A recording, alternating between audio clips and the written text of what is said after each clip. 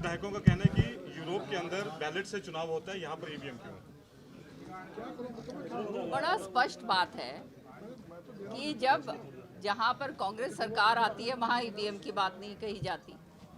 जब भी जहाँ पे हारते हैं तो ईवीएम का मुद्दा उठ जाता है। सच्चाई ये है, सब जानते हैं कि जो हालात थे हरियाणा के अंदर वो बद से बदतर थे। इन द सेंस कि कांग्रेस नाम की तो कोई चीज़ रही नहीं थी, खाली बाप और बेटा जो है वो दोनों थे।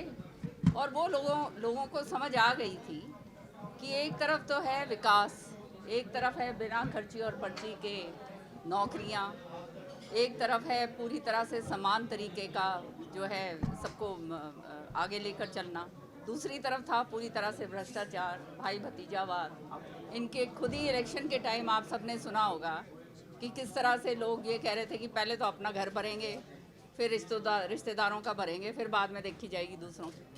तो इस तरह की जब बातें शुरू हो जाती हैं तो लोग समझ चुके थे और लोगों ने इनको पूरी तरह से नकार दिया, क्योंकि इन्होंने किसी को आगे आने ही नहीं दिया। और वही कारण मैं समझती हूँ बहुत बड़ा कारण एक बना, जो एक तो भाजपा की जो नीतियाँ थी, जो इतने गांव-गांव के अंदर इतने सारे बच्चे लगे कि जहाँ जहाँ हम जाते थे सब कहते थे जी हमारे 60 लग गए, हमारे 25 लग गए, हमारे 30 लग गए, इस तरह की बात थी। और दूसरी तरफ जो है पूरी तरह से भाई भतीजावाद, क्षेत्रवाद, जिससे हम जूझते आए हमेशा से।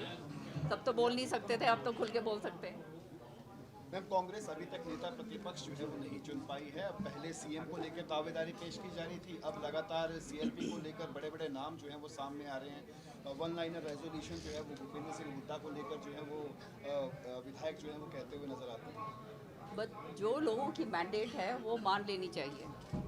और सत्य ये है कि जिनके नेतृत्व के अंदर तीसरी बार ऐसी बुरी हार हुई है तो उनको अपने आप पीछे हटना चाहिए। लेकिन आप जानते हैं कि यहाँ पे वो हालात तो होते नहीं हैं। और ये कांग्रेस के अंदर जो है ये इस बारी तो बहुत ही दुर्भाग्य की बात है कि सेशन शुरू हो रहा है और जो है यहाँ पे नेता प्रतिपक्ष ही नहीं चुना गया। तो इससे ज़्यादा और आप समझ सकते हैं कि दयनीय स्थिति इससे ज़्यादा और क्या हो सकती है।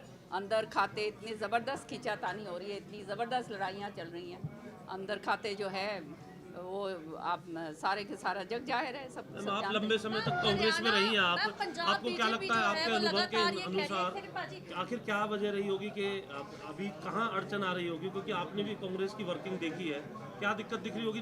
तीन ऑब्जर्वर आए, सभी विधायकों से 1 to 1 बात की, कहते हैं कि आलाकमान को जो यहाँ का मसौदा था वो भेज दिया है, अब उनको डिसाइड करना है। आपके अनुभव से कहाँ कमी रह रही होगी मैम? ये सब दिखावे की बातें हैं। ऑब्जर्वर आएंगे जाएंगे, ये करेंगे वो करेंगे, ये सारा का सारा यहाँ पर जो है ना ब्लैकमेलिंग टैक्टिक्स हैं सारे के सारे। वो जो उस पर कामयाब हो गए तो आगे निकल जाएंगे। ये कहानी जो है कांग्रेस के अंदर हमेशा से बनती आई है। भूपेंद्र हुड्डा दोबारा बनाया जाएंगे? और वो कोशिश में तो हैं पूरी तरह से कि वो खुद बने या उनके कोई ना कोई जो खास चहेते हैं वो बने, वो इस कोशिश में है। पार्टी के बारे में तो कोई सोचता ही नहीं है ना। ये तो सारा का सारा इस तरह से हालात इस तरह से पैदा कर दिए जाते हैं कि जो लोग होनहार हैं या जिनको आगे लाना चाहिए, जैसे नई पीढ़ी आए या जो भी नए फ्रेश जो है कोई आएगा तो उसमें और इन्फ्यूज़ होएगा, खून अच्छा आगे और बढ़ेगा।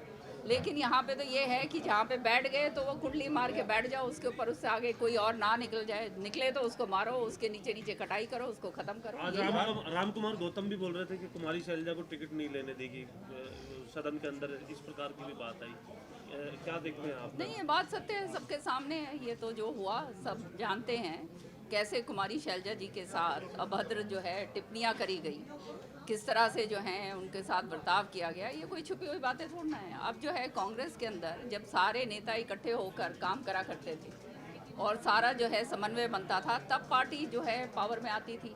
पर जब से जो है हुड्डा साहब ने और उनके पुत्र ने जो है ये खात्मा करना शुरू कर दिया, जगह जगह जाकर जो है कैंडिडेट शुरू कर दिए अपने, ये हालात ये ईवीएम के ऊपर ये ठोक तो रहे हैं। सच्चाई ये है इन्होंने खुद अपने लोगों को भी हराया, ये सब जानते हैं इस बात को।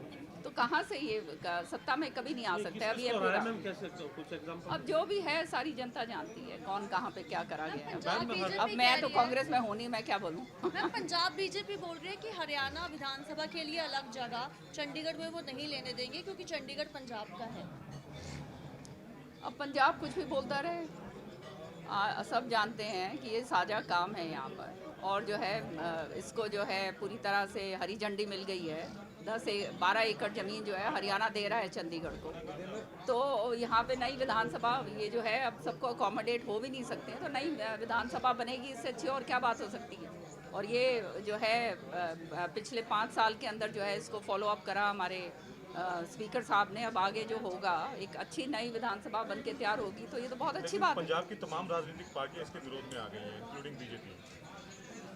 अब देखिए उनको अपना वो देखना है, वो अपने हिसाब से वो बात करेंगे, हम अपने हिसाब से करेंगे। सत्य ये है कि आज जो है हम सब देखते हैं कि जो 60-40 का जो रेशो हमारा है वो भी हमारे को पूरा नहीं मिलता। तो हमारे को अगर अलग से विधानसभा जब आने वाले समय में परिसमन होगा, सीटें और भी बढ़ेंगी, तो इस वाले विधानसभा में तो वो अकोमोडेट हो ही नहीं सकती। तो उस तरीके से जो है यहाँ पर विधानसभा अलग से बने, ये बहुत ही अच्छी बात है। भूपेंद्र सिंह हुड्डा कहते हैं कि यदि विधानसभा बनानी है तो कहीं और जाने की बजाय यहीं पर ही इसको एक्सटेंड किया जाए, और जो हमारे रूम्स हैं जिनको अब तक हमें नहीं सौंपा गया है, उन रूम्स को भी लेना चाहिए, कहीं और नहीं जाना चाहिए, बल्कि इसी परिसर में एक और जगह एक्सटेंड करके यहीं पे बनानी चाहिए। अब वो तो यूँ ही अब कुछ ना बोलना है, कुछ ना कुछ तो बोलते ही रहेंगे। ये कुछ हरियाणा को अलग से एक अच्छी सौगात मिले, उसके ऊपर भी अगर ये कहते हैं वो खराबा करना चाहते हैं, ये इससे बड़ा और दुर्भाग्य क्या होगा हरियाणा के लोगों के लिए।